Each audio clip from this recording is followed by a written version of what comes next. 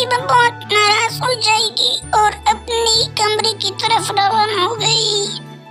ادھر کمرے میں حبیبہ بہت رو رہی ہے اور پھر کہہ رہی ہے، اے اللہ، یہ ستیلی ماں تو مجھ پر بہت ظلم کر رہی ہے، کبھی برتن دھو رہی ہے مجھ پر، کبھی گھر کا پورا کام کرتی ہے۔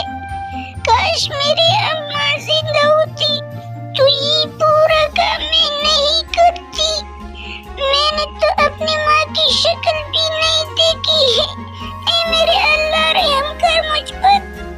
اس کی بعد حبیبہ اپنے کمرے میں رو رہی ہے، روتی ہی اس کے پاس پری آتی ہے اور پری اس کو کہہ رہی ہے، اے میری بیٹی، آپ ناراض مت ہو جاؤ، میں نے آپ کی پوری بات سن لی ہے، آپ کا بدلہ میں لوں گا۔ اے لڑکی، تم کون ہو؟ تو نے تو آج پہلی بار میں نے دیکھا اپنے گھر میں، تم کون ہو؟ اے میری بیٹی، میں پری ہوں، میں اوپر سے آپ کے لیے آئی ہوں۔ آپ کی ستیلی ماں آج کے بعد آپ پر کام نہیں کرتی، میں اس کو سبق سکھاتی ہوں۔ اس کے بعد پری اس کی ستیلی ماں کے کمرے میں جاتی ہے۔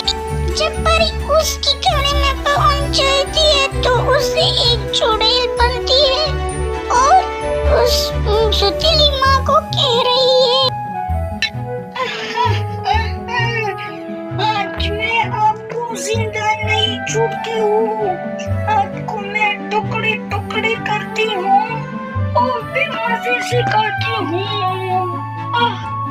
اے میرے اللہ، یہ تو چڑیل ہے، چڑیل، اے چڑیل، مجھے کیوں کھاتے ہو؟ میں نے آپ کا کیا بگاڑا ہے؟ اے اللہ، مجھے بچاؤ چڑیل سے۔ آپ نے مجھ پر ظلم نہیں کی ہے، آپ کے گھر میں ایک بیٹی ہے جو آپ اس پر ظلم کرتی ہو، کبھی پوری برتن دھوتی ہو، کبھی پورا گھر اس پر صاف کرتے ہو، کبھی بازار سے سبزی اس پر لاتی ہو۔ آج میں آپ کو نہیں چھوڑوں گی، میں آپ کو آج کھاتی ہوں۔ چڑیل، آج مجھے معاف کر دو، مجھ سے بہت بڑی غلطی ہو گئی، آج کے بعد میں گھر کا پورا کام کرتی ہوں اور برتن بھی دھوتی ہوں اور بازار سے سبزی بھی خود لیتی ہوں، مجھے معاف کر دو۔ ٹھیک ہے، آج میں آپ کو زندہ چھوڑتی ہوں، اگر آپ مانتے ہو گھر کا پورا کام میں خود کرتی ہوں، اگر پھر نہیں کیا دوبارہ تو پھر میں آپ کو کھاتی ہوں۔ اس کی بعد چڑیل سے پھر پری بنتی ہے۔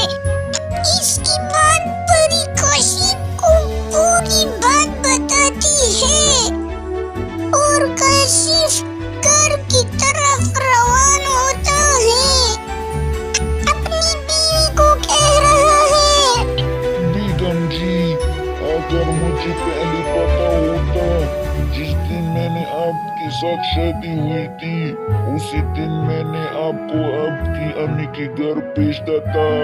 آپ نے میری بیٹی پر اتنا ظلم کی ہے۔